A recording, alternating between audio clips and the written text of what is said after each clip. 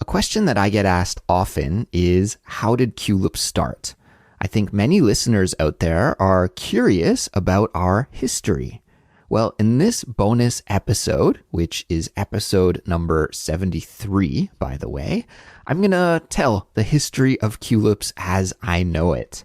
Now, I haven't been there from the beginning, and I don't know all of the details, but to the best of my ability and to the best of my knowledge, I'm going to tell you the story of Culips.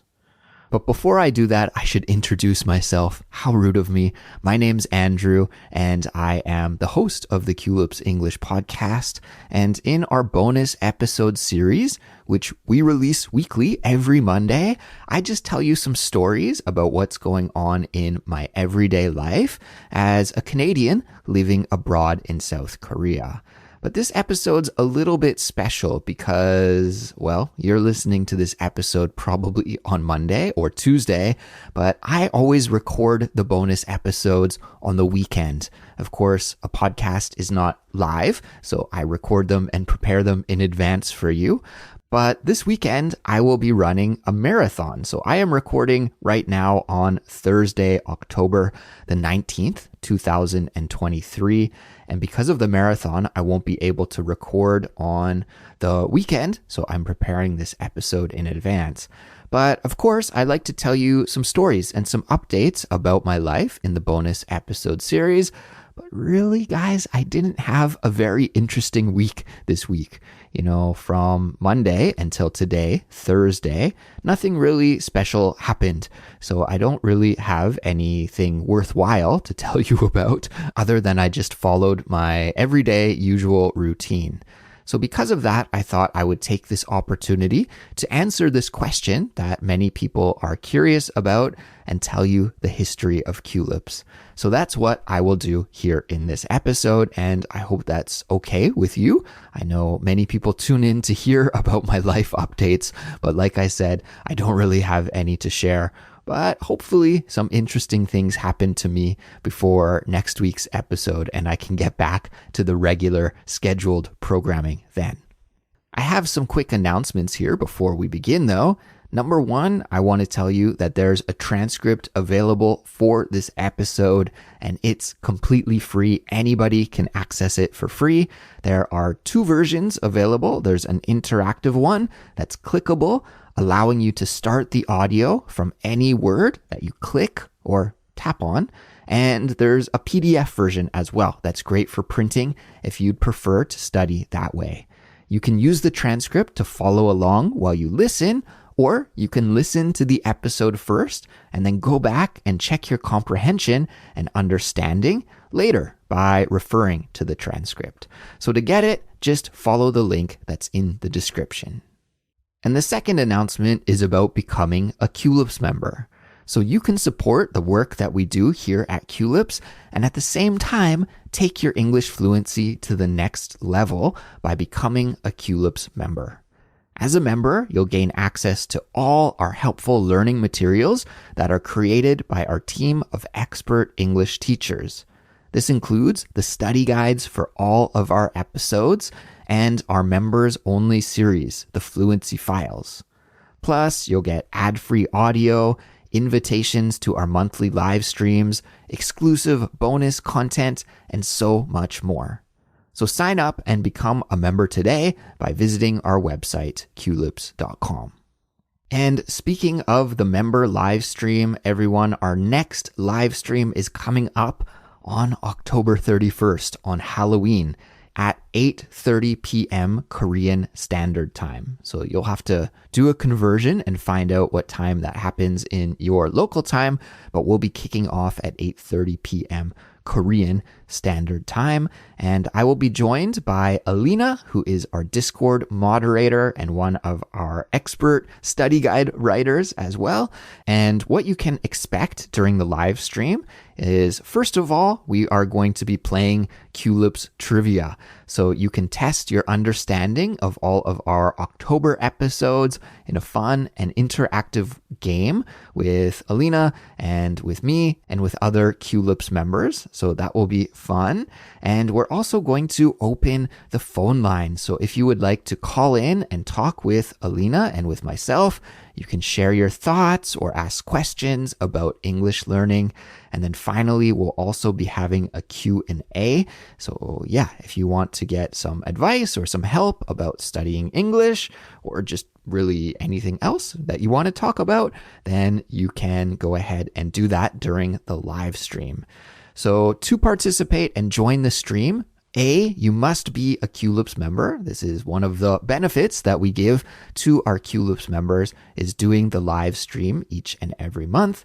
And then also you have to join our Discord community, because that's where the live stream happens. So I'm going to put the link to the event on Discord in the description for this episode, and you can just follow the link, read all the details, and make sure that you are a part of the Discord community so that you can view the live stream without any issues. And I hope to see you there. It will be fun to spend Halloween with Culips members.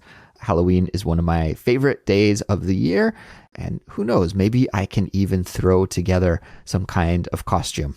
I'll have to think about it. But yes, see you on Halloween for the Culips member live stream. And with those announcements out of the way, it's time to get started with the main part of our episode, which is where I share with you the history of Culips. Enjoy.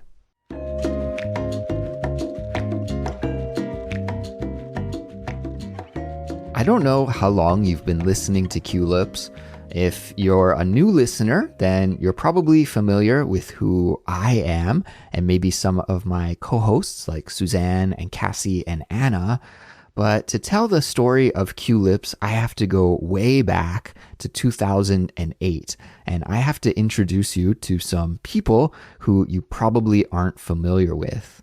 Now, it's possible that some listeners out there have been listening to Culips since 2008, which, as far as I know, is when the first Culips episodes were released, which is really wild and crazy to think about, right? Now we are in 2023, but this podcast goes all the way back to 2008, which is pretty cool, I think, because as far as I know, the iPod, Apple's music player, the iPod, that was released around 2001 or 2002. And that's actually the etymology of the word podcast. It's related to iPod. So the two words, iPod and broadcast, you smash those together and you get the word podcast. And I think around by the year 2005, it was pretty easy to download a podcast automatically from your computer right to your music device, your MP3 player, whether it was an iPod or something else. Of course, at this time, smartphones weren't a thing, right? I believe the first iPhone was released in around 2007. So shortly after the release of the first iPhone then, in 2008, is when Culips got its start. So let me tell you about the early days of Culips, because this was before my time. I actually didn't join the team until much later, but from what I've been told over the years, this is how I understand that the podcast started. And to tell this story, I need to introduce you to 4 people. So the first is the Culips founder. His name is Yoshi, and Yoshi is still a big part of Culips, working behind the scenes. He handles a lot of the technical things, the business operation side of things. So there's Yoshi. Okay, he's the first guy I want to introduce you to. And then also there was Jesse, Harp, and Mora. So how did these 4 people meet each other and decide to start an English learning podcast together? Well, it all goes back to Montreal, Canada. It's the city where they all met. Although I don't think any of them are originally from Montreal. Yoshi is originally from Japan, and Harp and Mora and Jesse, I think, were from other parts of Canada. But Montreal is a city in Canada where many people move to. Like me too. I ended up in Montreal, and that's how I met all of these people and started working with them. but I'm not originally from Montreal. It's like one of those cities in Canada that a lot of Canadians who are from smaller towns in other parts of the country dream about living in one day. And so I think that's how they all ended up in the city. Anyways, these four people met in a French language class because Montreal is located in the French-speaking area of Canada, the province of Quebec. And if you move to Montreal, there are classes that you can take in the city designed for speakers of other languages who are not native French speakers so that they can learn French. And these classes are offered for a very affordable price. I think it's only like $50 a month or something. Maybe the price has changed now, but I actually took these French classes as well. And they're very affordable and also very intense. You study every day from 9 a.m. until 1 p.m. So you study for about 20 hours a week, 4 hours a day for 5 days a week. So you get a lot of French learning and lessons and training for a very affordable price. And it's the Quebec government's way to try and integrate new people into their society who are not native French speakers. So anyways, as far as I understand, the four people that I just introduced you to, Yoshi, Harp, Maura, and Jesse, were taking these French classes together, and that's how they met. And while they were taking the French classes and studying French together, they looked on iTunes to try and find some French podcasts that would help them with their French study. And they came across a podcast that was pretty helpful. I don't actually know the name of that podcast or if it still exists, but from what I understand, it was a little bit similar to Culips because it just featured some conversations between French native speakers talking about daily topics. So they started listening to the podcast and they realized that it was really helping them in their French class. It was helping them to become better French speakers and helping them in their daily lives living in a French-speaking place in Montreal. So that kind of planted a seed, I think, especially in Yoshi's head, because remember, he's originally from Japan. So he had to learn English first, and then now he was studying French as well. And something clicked, and he was like, somebody should be doing this for English as well. So he went onto iTunes and tried to find a podcast that was doing something similar in English. And he couldn't find a good one that was like as good as this French podcast and that was making content that he thought could help him with his English fluency. So that was really the impetus. That was the starting point that made Yoshi think that, hey, we should get together and we should do what this French podcast is doing, but do it in English. So he pitched the idea to Maura and Harp and Jesse, and that's where Culips started. Now, the early days of Culips I'm not too familiar with. They had many different series and many different co-hosts, and there were people coming and going, but the four main people were Harp, Maura, Jesse, and Yoshi. And I think one day here in the near future, I'm going to get Yoshi on the podcast so he can tell the story and really just share a little bit about his life story as well, because I think a lot of you would be interested to hear about his story. Really interesting guy. Anyways, so that was the start of the podcast back in 2008. And then fast forward 5 years into 2013, and that's when I first learned about Culips and joined the Culips team. So let me share about how that part of things happened. I was living in Montreal at that time. I had first moved to Montreal in the summer of 2011, and so I had been living there for a few years. I was attending grad school, working on my master's degree, and I was also taking the French classes that I told you about a moment ago. I was playing in a band, and I was doing some English teaching at different companies in Montreal. You know, because it is a French-speaking place, a lot of companies give English language training to their employees. So I was doing that as a part-time gig. It was actually a cool job. I'd go from office tower to office tower and meet with corporate employees, salespeople, HR people, advertising people. There were tons of different fields and tons of different companies that I worked with. But that job was hit or miss in terms of how much work I got. There were times where I'd have many classes to teach, and then other times that weren't so busy and I didn't have as many classes to teach.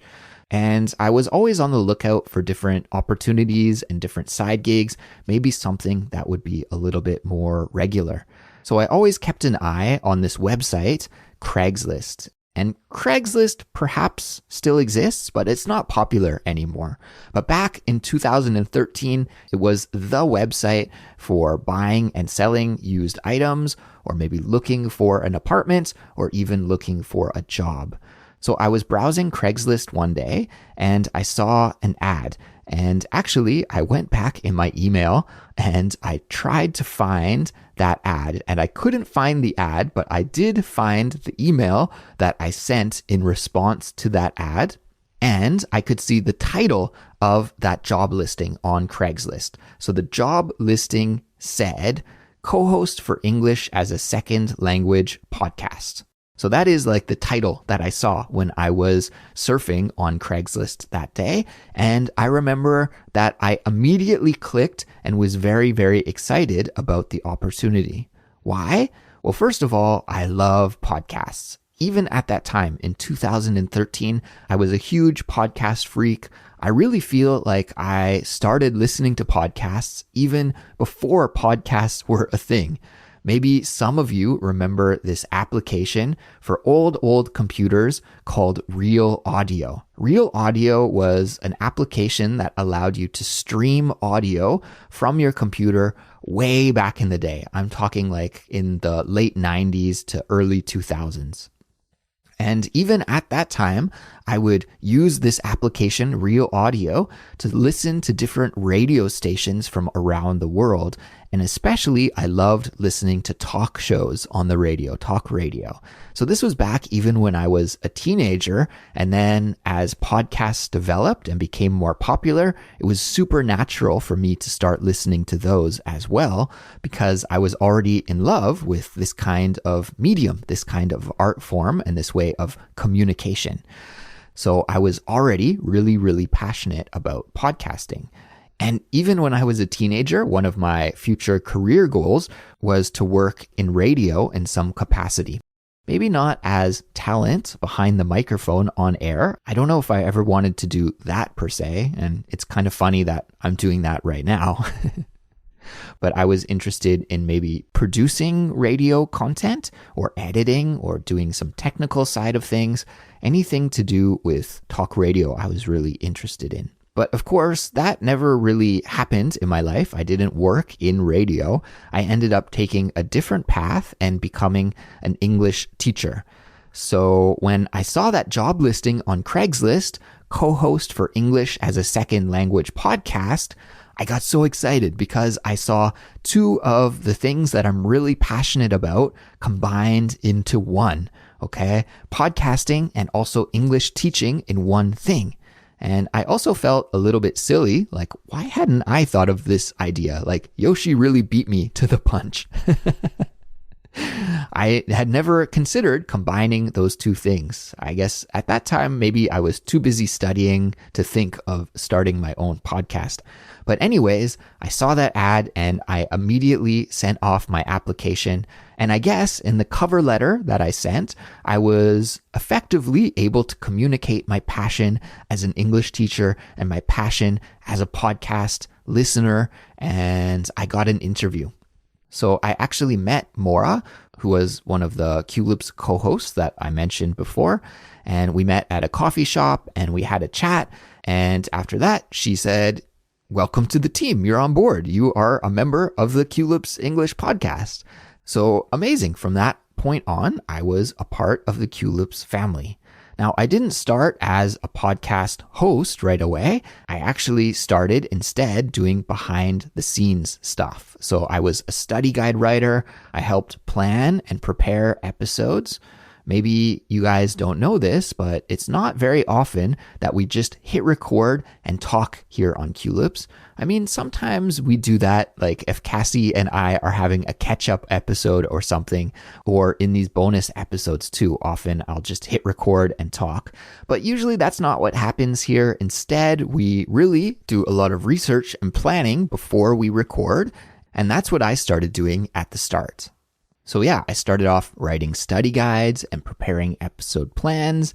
And then a little bit later on, after a few months, I started doing some audio editing as well because I was always interested in music and was doing a lot of recording with my band. So I was familiar with how to record and how to edit audio. So that seemed like a natural next step.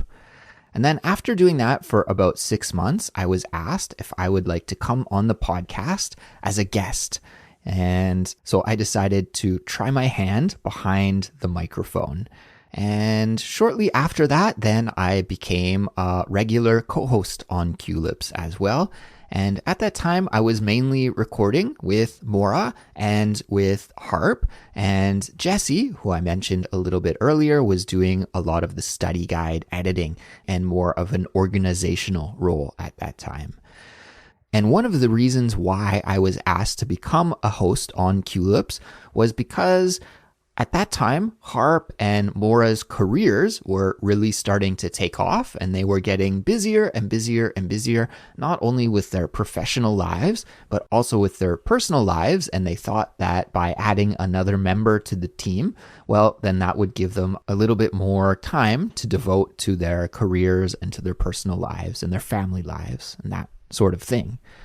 Well, fast forward around another 9 months to a year or so, I would say.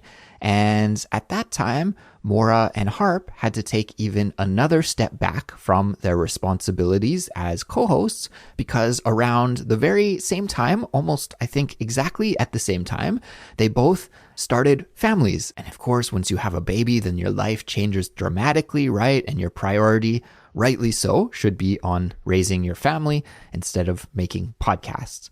So at that time, Harp and Maura both took a step back and I took a step forward. That was really the moment where I started becoming even more active in Culips. And at that time, we needed to find some replacement hosts. So that's when I invited Suzanne to join the Culips team. We both were studying applied linguistics for our master's degrees, and we were classmates and in the same cohort, and we had worked on many projects at university together. So I knew about Suzanne and her personality and the interesting stories that she had to share and her ability to speak many languages and do many accents and all of these things. So I thought Suzanne would be a great fit for Culips. So we asked Suzanne to join the Culips team, and she is still part of the team all these years later. And in fact, Suzanne and I are scheduled to record some new content together, everyone, here in the near future. I know it's been a little while since she's appeared on Culips, and that's because it's really hard for Suzanne and me to find a time that works in both of our schedules, but we were able to make an arrangement to record here soon in the near future, so that will be coming up soon. You'll be hearing new Suzanne episodes. But anyways, she joined the team probably not too long after I did, maybe around 2014 or so. And at that time, we also added Morag to the team. Morag was a co-host for Culips for a few years back in the day. And if you listen to some early simplified speech episodes, for example, then you'll hear Morag's voice. After working for Culips for a little while, Morag got a great job as a computer programmer and then decided to pursue that full time. And also around this time is where I also had a big change in my life. I moved away from Montreal and moved to South Korea and still am to this day. And here in South Korea is where I met Cassie and eventually invited Cassie to become a new member of the Culips team as well, probably in around the year. And I'd have to ask Cassie to confirm, but I think probably it would have been in 2016. So Cassie and I first met in a language exchange group. Cassie was learning Korean, I was learning Korean, and we met up with a couple of Korean people who were learning English. So there were 4 of us, and we would meet every week. We would spend half of our time speaking English and half of our time speaking Korean. And it was just a great way to socialize and to have some fun and also to learn each other's languages. So that's actually how I first met Cassie. And it's where I realized that Cassie would be a great co-host for Culips. And it was just around the time that Morag was leaving the podcast that I invited Cassie to join. And speaking of learning Korean, that's actually how I got to know about another one of our past Culips co-hosts, Jeremy, who many listeners may remember. Now, at that time, and this is probably, again, around that 2016, 2017-ish area, Jeremy was very active as a Korean teacher for English native speakers. He was making content on YouTube, and he had a podcast as well for English speakers who are learning Korean, and that's where I first heard about him. And I loved his teaching style, how clearly he would communicate his ideas. I loved his passion for learning Korean. And so when it was time to add a new host to the Culips crew, then I decided to just go out on a whim and send him a message to see if he would be interested. And he was, and that's how Jeremy joined the Culips team. And it's possible that some of you are curious about why Jeremy left Culips. And really, I think Jeremy was just too busy with his life, with different projects that he had going on in his life at the time, with starting a family and having young children. And also, he wanted to be less present on the internet. So because of that, he removed his YouTube channel and he removed his Korean language podcast and his website, and those kind of things all went offline, as he just wanted to live a life that was less public and less online, which actually I understand. I completely understand that. So it was sad that we had to lose Jeremy, but I respected his decision to move on. And at that time, we had to have a replacement host for Jeremy. And that's when I invited Anna to join Culips as our newest Culips co-host. And the way that Anna came across my radar is that she was actually recommended to me by several different Culips listeners who asked me to invite her for an interview on Culips. Now, Anna has her own English teaching podcast. At the time, it was called Anna with 2 N's English. And that's how I first learned about Anna, was listening to that podcast of hers. But now she's changed the name. It's now called Confident Business English with Anna, and I will put the link to her podcast in the description for this episode if you haven't heard it yet. It's great for all of you out there who may be learning English for business purposes, and especially if you are a native Spanish speaker, then I think it could be especially great for you to check out. Anyways, that's how I learned about Anna, and I thought she had a lot of the skills and qualities that we were looking for in a co-host. Especially, I really wanted to add Anna to the team because she is from the UK, and I wanted to introduce Culips listeners to a different variety of English. Now, that decision may have frustrated some of you a little bit because I do get comments from time to time saying that Anna is more difficult to understand because of her UK accent. But guys, that's good. We have to do some hard things sometimes, and ultimately trying to adapt to different speaking styles and different accents from English speakers around the world will just make your English skills even that much stronger. And Anna and I are going to be recording next week some brand new Chatterbox episodes. So I'm looking forward to that, and I hope you'll also be looking forward to hearing them in the near future.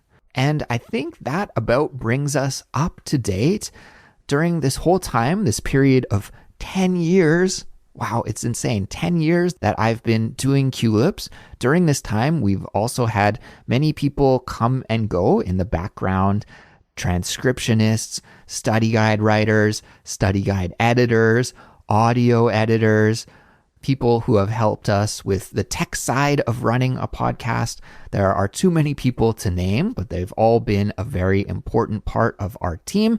And of course, we couldn't do Culips without them. Now, finally, one last thing that I'll end with. And now thinking back on it, perhaps I should have started with this. I don't know.